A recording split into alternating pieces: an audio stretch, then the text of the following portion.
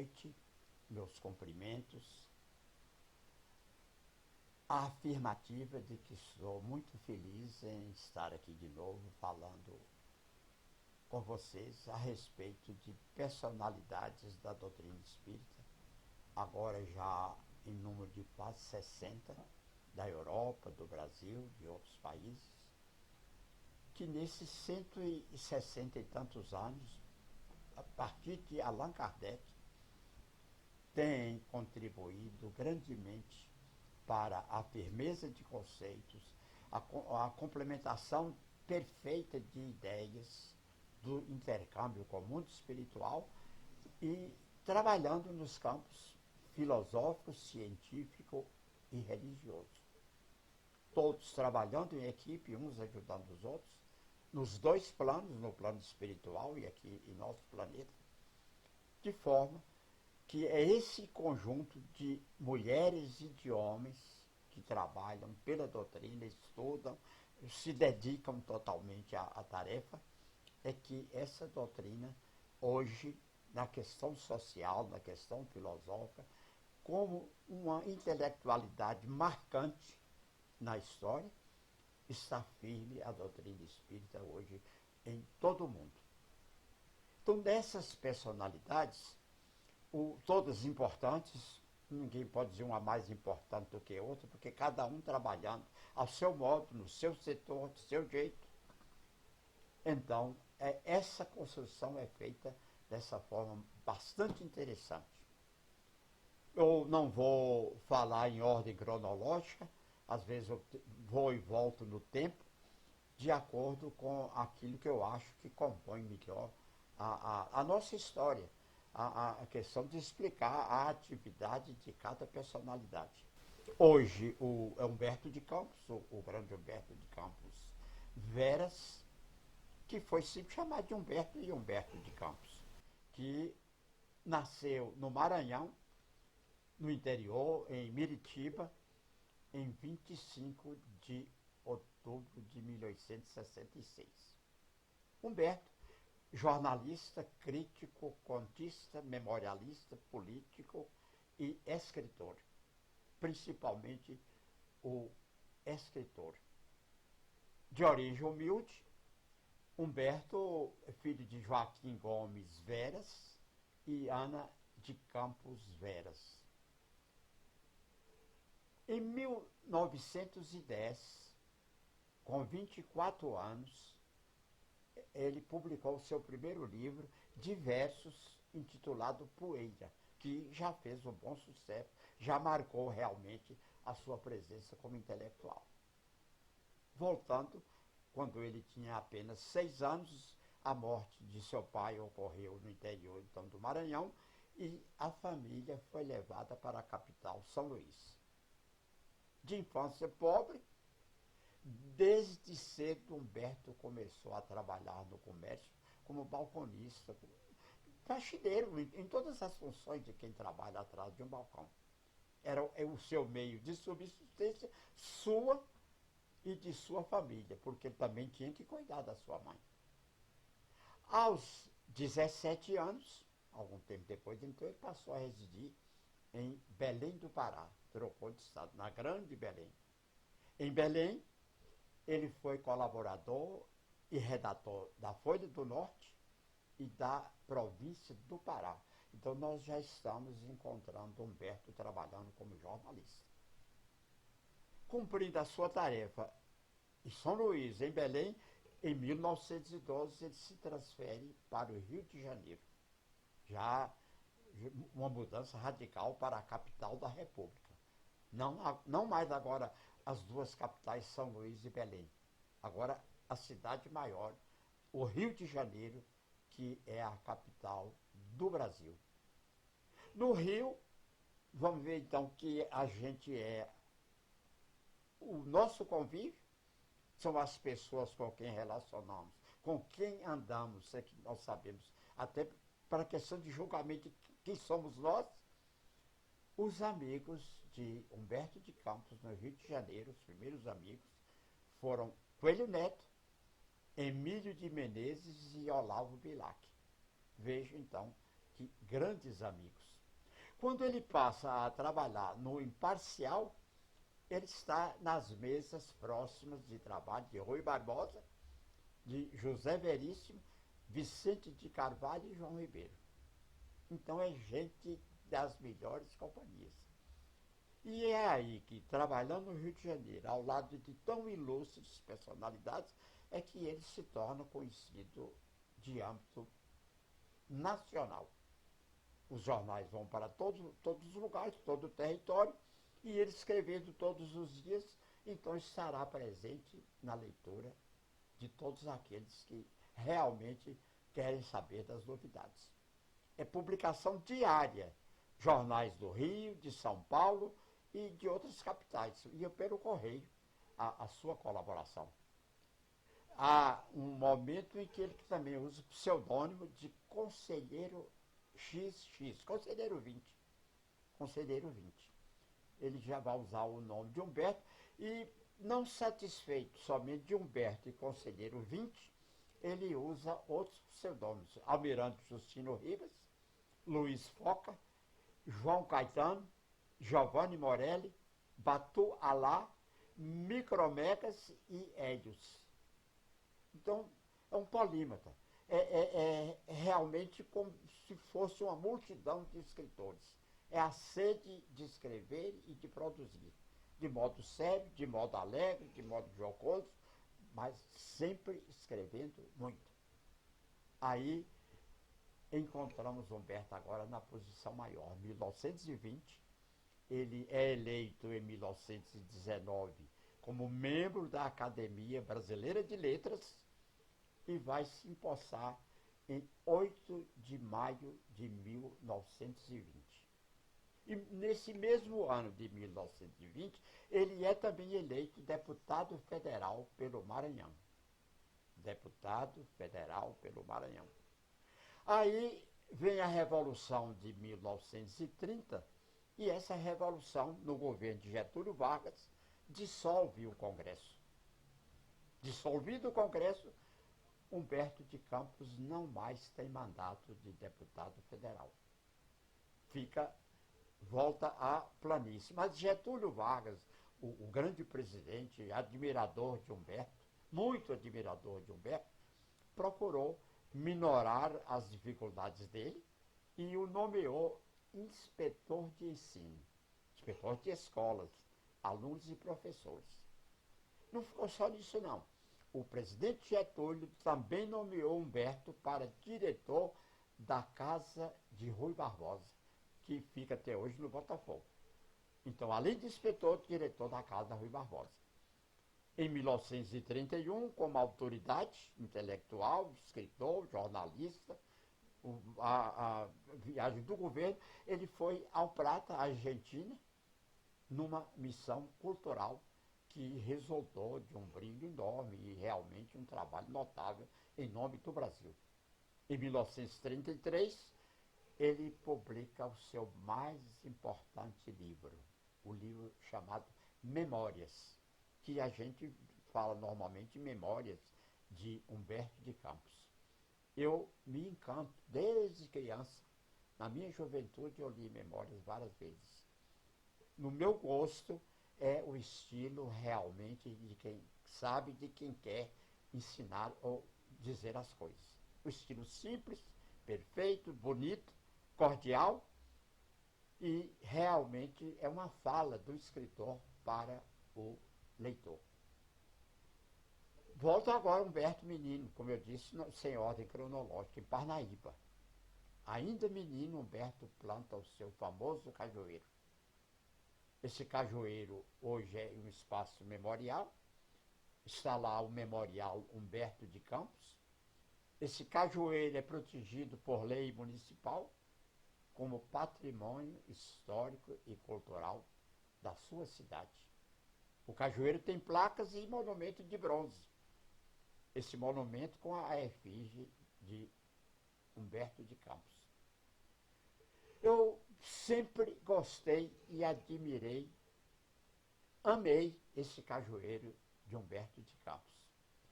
Há alguns anos atrás, no Rotary, no Rotary de Teresina, no Piauí.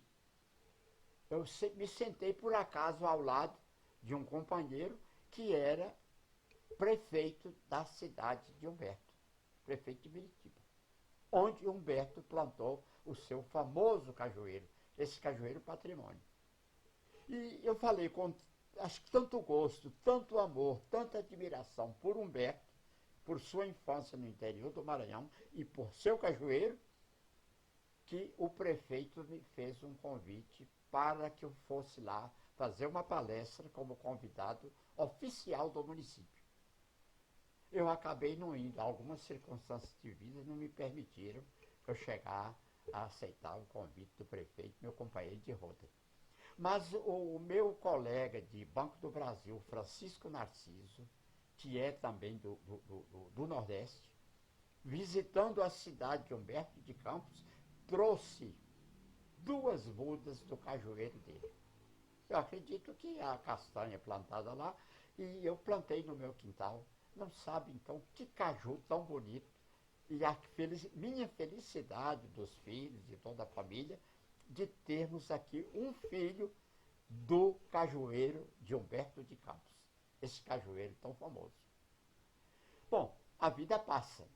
Após muitos anos de enfermidade, Humberto teve uma doença chamada de acromegalia, que é o crescimento dos ossos. Ele teve quase a perda total da visão. Ele teve outros grandes problemas de saúde e acabou falecendo em 1934, aos 48 anos. 1934 é o ano em que eu nasci, ou seja, 86 anos atrás. Lá, então, nesse ano, é que Humberto deixa o plano terreno e faleceu no auge da sua popularidade. Possivelmente fosse o escritor mais lido no Brasil, ou até, quem sabe até em língua portuguesa. E são sucessivas edições de suas obras. As obras completas foram publicadas até 1983, quer dizer, muito próximo de nós. Passo a falar em outro Humberto, ou no mais atual Humberto. É quando ele começa a ditar para a psicografia de Chico Xavier, de Francisco Cândido Xavier. São muitos livros, muitos relatos. Poeira, que é o primeiro livro seu, depois, ainda fora de Chico Xavier, O Vale de Josafá, Tonelo de Diorde, Serpente de Bronze, Mealheiro de Agripa, Carvalhos e Roseiras, A Bacia de Pilatos, Pombos de Maomé, Antologia dos Humoristas Galantes, Grãos de Mostarda, Alcova e Salão, Brasil Anedótico, Antologia da Academia Brasileira de Letras, O Monstro e Outros Contos, Memórias, que é o que diz que é o mais importante, Crítica, são 4 séries. E aí, 1935, um ano depois da sua morte, ele tem o primeiro contato com o médium Francisco Cândido Xavier. Chico dormindo, sonhando, possivelmente, ou desdobrado, ele vê o espírito Humberto de Campos se destacando de uma grande multidão e se apresentando a ele. Então o espírito Humberto de Campos se destacou de uma multidão e se apresentou a Chico Xavier. Em março de 1935, já em março, ele psicografa A Palavra dos Mortos. O maior sucesso de todos os ditados, eu vou falar de todos os livros dele com Chico Xavier, é Brasil, Coração do Mundo, Pátria do Evangelho, que é o nosso exemplo maior do espiritismo no Brasil. São muitos livros que eu falarei depois. Eu quero me referir agora, estamos no ano de 1944, um ano antes de terminar a Segunda Guerra Mundial, quando a viúva de Humberto de Campos, que mora no Rio de Janeiro, ingressa em juízo contra a Federação Espírita Brasileira e contra Francisco Cândido Xavier. Entra na justiça pedindo direitos autorais dos livros publicados. Quando Humberto morre, algum tempo depois, as pessoas só queriam ler os livros psicografados por Chico Xavier. Humberto de Campos via Francisco Cândido Xavier. E aí passou seu grande sucesso. A família achando-se prejudicada, porque as suas coleções, o que deram uma renda muito grande, deixou de apresentar resultados, então entra na justiça pedindo os direitos autorais. Só que não só pediu direitos autorais. A viúva, na petição, através do seu advogado, pede, em primeiro lugar, para que a justiça diga claramente, realmente, se aquele espírito que estava manifestando por Chico Xavier era Humberto de Campos. Simplesmente pede à justiça para reconhecer, autenticar e questão de dizer realmente da questão espiritual. Mas não fica só nisso. Na petição, a viúva diz que se o espírito não for de Humberto de Campos, a justiça não puder confirmar isso, ela quer a prisão de Chico Xavier. Se a justiça chegar à conclusão de que o espírito é Humberto de Campos, então ela quer os direitos autorais. Desse caso da justiça surgiu depois um livro chamado o Processo Humberto de Campos. O promotor Hugo Baldessarini é magistral nas suas informações desse processo, na sua entrada no processo. Ele disse o seguinte: o livro se baseia numa doutrina, a doutrina espírita, que tem como postulados a existência de Deus, a existência do espírito, a comunicação mundo espiritual material e a reencarnação. E que ele se afirmava mais na questão reencarnatória, porque esse espírito, Humberto de Campos, reencarnado em outras vezes, teria tido outras viúvas. Então, qual viúva é que era aquela que teria o direito dos direitos autorais do seu trabalho? Disse mais, ela estava pedindo a questão desse direito por questão de herança. Mas como é que a esposa herda do marido? O que é produzido durante o contrato, o contrato nupcial. O casamento começa na hora do casamento, da assinatura, e termina com a morte de um dos cônjuges. Morrendo um, a sociedade acaba. Não existe mais a sociedade. Então, o que Humberto de Campos produziu durante a sua vida material, sua vida terrena, sua vida planetária, Humberto, escritor, marido dela, fisicamente, ela tem todos os direitos. Mas o que Humberto de Campos produziu depois da sua passagem para o mundo espiritual, ela já não é mais herdeira dele, nem ela nem os filhos. Então, teria que dizer aí, chegar a uma conclusão. Aí, no processo também pede para a justiça provar. Os textos de Humberto foram comparados, Humberto vivo, Humberto morto, e a justiça chega à conclusão também de conta que são perfeitamente idênticos. O que acontece? A esposa entrou na justiça somente para ganhar. Sendo Humberto legítimo, quer direito, não sendo que é prisão de Chico. Então ela queria ganhar de qualquer jeito. O juiz não pode aceitar, não acatou e mandou arquivar o processo. Numa segunda etapa, outro processo em continuidade, então foi feito um acordo. Federação Espírita Brasileira e família de Humberto de Campos. O que foi publicado antes do processo com o nome Humberto de Campos continuará da forma que foi publicado. O que vier a ser publicado depois já não pode mais usar o nome Humberto de Campos. Aí passou a ser usado o pseudônimo de Irmão X. Era conselheiro XX, quando vivo, aí passa a ser Irmão X. Esse livro, o caso de Humberto de Campos, até depois, para realmente tirar o nome de Humberto, passou a chamar a psicografia perante os tribunais. Perante os tribunais. Então, são 5 livros publicados com o nome de Humberto de Campos, os que já estavam publicados, e a partir do 6º, foram muitos, eu vou dizer depois, então atribuídos a Irmão X. Os livros de Humberto, sem dúvida alguma, com absoluta certeza, foi uma grande e importante contribuição para o movimento espírita no mundo, hoje muito traduzidos. E Brasil, coração do mundo, pátria do Evangelho, continua a ter a grande repercussão no meio espírita e fora do nosso meio. Então são livros, livros e mais livros. Agora os livros psicografados, todos através do médium Francisco Cândido Xavier.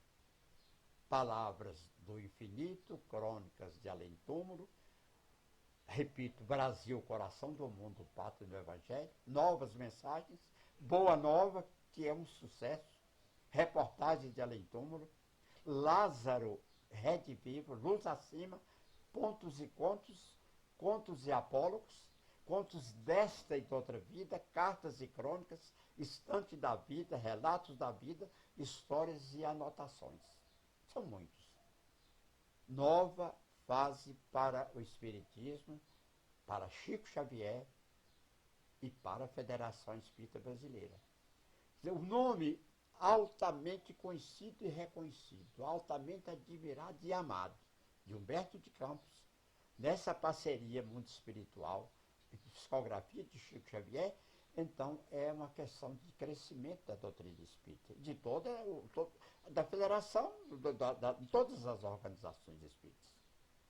Nas primeiras mensagens, Humberto de Campos bem humano, com características próprias e intelectuais do mundo, ainda falando de mitologia, ainda citando a vida no Brasil. Mas depois, como espírito, até parece até brincadeira, ele vai se espiritualizando.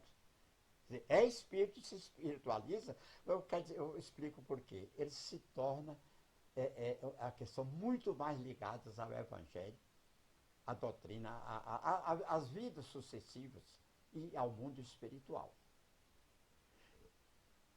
Sucesso, discussão, polêmicas. Os livros de Humberto, principalmente no início, causaram todo um problema para os intelectuais, porque era muito perfeito. Então, o que disse o maior de todos os críticos de hoje, Agripino Grieco? O que Agripino, ele praticamente autentica a realidade. Ele disse o seguinte: se Chico Xavier produziu tudo aquilo por conta própria, então aquela escrita, aqueles textos, aqueles livros são de Chico Xavier, então ele merece ocupar quantas cadeiras quiser na Academia Brasileira de Letras. As poesias são de fato dos autores citados e foram transmitidas do além ao médium que as psicografou. Os estilos são perfeitos. É a realidade pura. Em todas as poesias se encontram patentes as belezas, o estilo, os arrojos, as imagens próprias, os defeitos e até o selo pessoal de cada escritor. Menotti del Picchia, entre aspas, deve haver algo de divindade no fenômeno Francisco Cândido Xavier, o qual, sozinho, vale por toda uma literatura. Então, são palavras de quem entende, de quem sabe. Ninguém não pode. A própria mãe de Humberto, quando ele faz uma carta a ela, durante o processo, que ela lê, ela diz: só meu filho podia escrever assim, podia escrever isso, porque era um trato pessoal de filho para a mãe. Assim, Humberto famoso tem tido todas as homenagens possíveis. Bustos na Praça do Panteão, em São Luís, repetindo Brasil, pátria do mundo, coração do mundo, pátria do Evangelho, que é sempre lembrado em todas as homenagens. Na cidade de Miritiba, que é o berço do poeta, a partir de 34, que é o ano que ele nos deixou, tem o nome desse filho mais ilustre. A cidade de Miritiba, desde 1934, ou seja, há 86 anos, é chamada de Humberto de Campos, da cidade de Humberto. Humberto de Campos, genial sempre. Genial sempre. Estamos terminando com todo prazer, com muita honra, com amor profundo de admirador de Humberto de Campos, é que quero apresentar os meus cumprimentos, os meus agradecimentos e os meus abraços ao muito querido Humberto de Campos.